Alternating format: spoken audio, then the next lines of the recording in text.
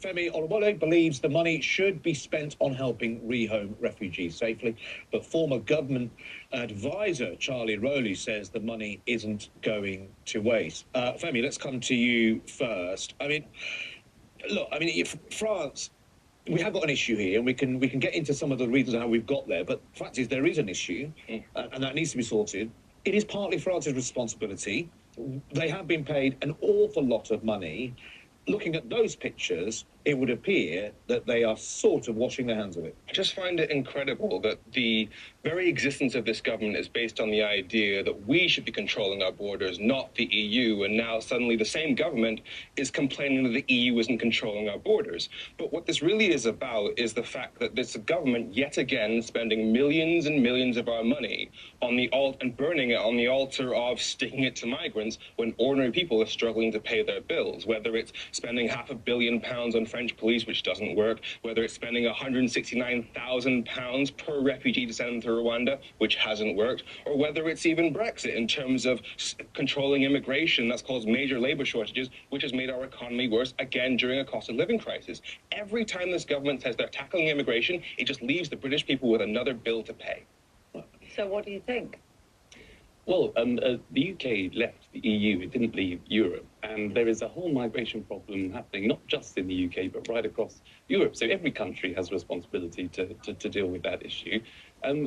You're absolutely right, the money is going to France, but it is a French problem. They have to help because the UK taxpayer is funding that support for France to help try and stop those boats coming over to the UK. If you're not funding that project, you'll end up funding the hotel costs, which the UK government is trying to close down, because it's not fair on the UK taxpayer to spend that £6 million a day on hotel accommodation for people that come into this country illegally. Those aren't the only options, though. If they spend that money on actually processing people on time, like France and Germany process their refugees significantly faster than we are, and those people could then join the UK population, enter our labour force, and given that we have major labour shortages, that would actually help people here right now. Well, there's no doubt that obviously the UK government will say that it's investing more in terms of those processing requirements. They're recruiting more border force. They're obviously giving more money to France to help stem that problem. But it's about fairness. You can't just come into the UK illegally. Back in 2022, there were about 50,000 people that entered the country illegally. That was down last year to about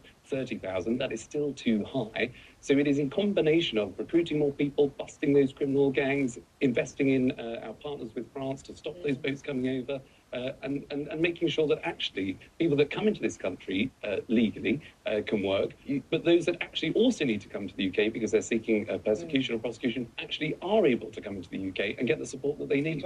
Charlie, I suppose, sorry, just one second, I suppose at what the heart of the emotional reaction people feel when looking at this footage is, regardless of the principle of what that money is supposed to go for, they feel diddled, because it looks like the French police aren't as proactive as they should be in stopping, apart from anything else, those poor souls risking their life, and also helping and using the money that have been given to them by the UK to control this problem. That's absolutely right. And there are two issues there. One, you've got, yes, a lot of people that are coming in over in those small boats. A lot of them are economic migrants. That's why there's a 90% return rate, the government would say, with countries like Albania, to return people that come to this country illegally. But you're right, there are people that make that perilous journey because of desperation and need. But it's about busting those criminal gangs in the first place that do that. You only do that by working very closely with France on the back of the money that we're giving them to help stop that problem. But if they're failing to do that, that's a very tough conversation that needs to be had between the Home Secretary and the Prime Minister of the UK. We should say, continue a minute, Femi, just you just said the French police told ITV News on the day that ITV News were there filming that they had intercepted more than 600 migrants. They made 2 arrests. And the reason why they didn't intervene as much is that they think their officers are at risk of physical assault, and also it's a policy for not interfering when people are in the water in order to prevent causing further chaos that could lead to drownings. You can understand that to a certain extent. Femi?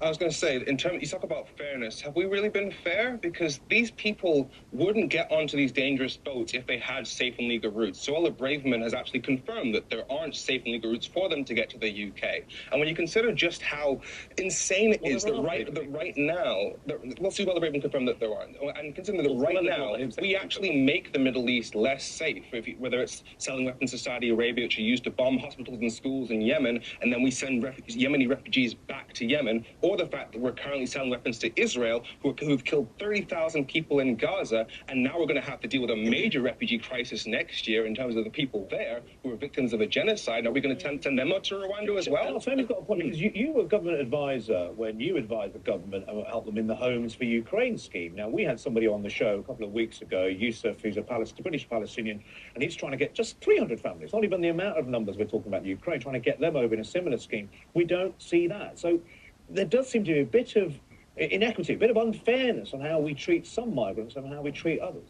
Well, it is all about fairness, and it's about making sure that in terms of those safe and legal routes, which there are, because of the example that you've just given, the Homes for Ukraine scheme, where thousands of people opened up their hearts. For Ukraine, but not, I don't think there is a similar thing in Afghanistan or Syria or Iraq. They can't just pop into an embassy and get business. There are schemes in place, obviously, for the Homes for Ukraine. We do have a scheme for Syrian refugees and for those coming from Afghanistan, as we do for Hong Kong. So it is up to the UK government to decide who can come into this country, for the UK government to set up these schemes and those safe and legal routes. Very handful that come through the Afghanistan scheme because they can't cut it. It's not working, and it's not as efficient as something like the Ukraine scheme. Well, the Homes for Ukraine scheme was something where, because of the many thousands of people, the British public opened up their hearts, their homes to those many people that are coming into this country that need to flee that terror and conflict. Now, if we need to extend that in other parts of the world, of course we will, because the British public know, and the British public will always stand up for people that are fleeing persecution, who need to come to this country. Do you support that for Gaza? Do you support that for Gaza? Given that we're currently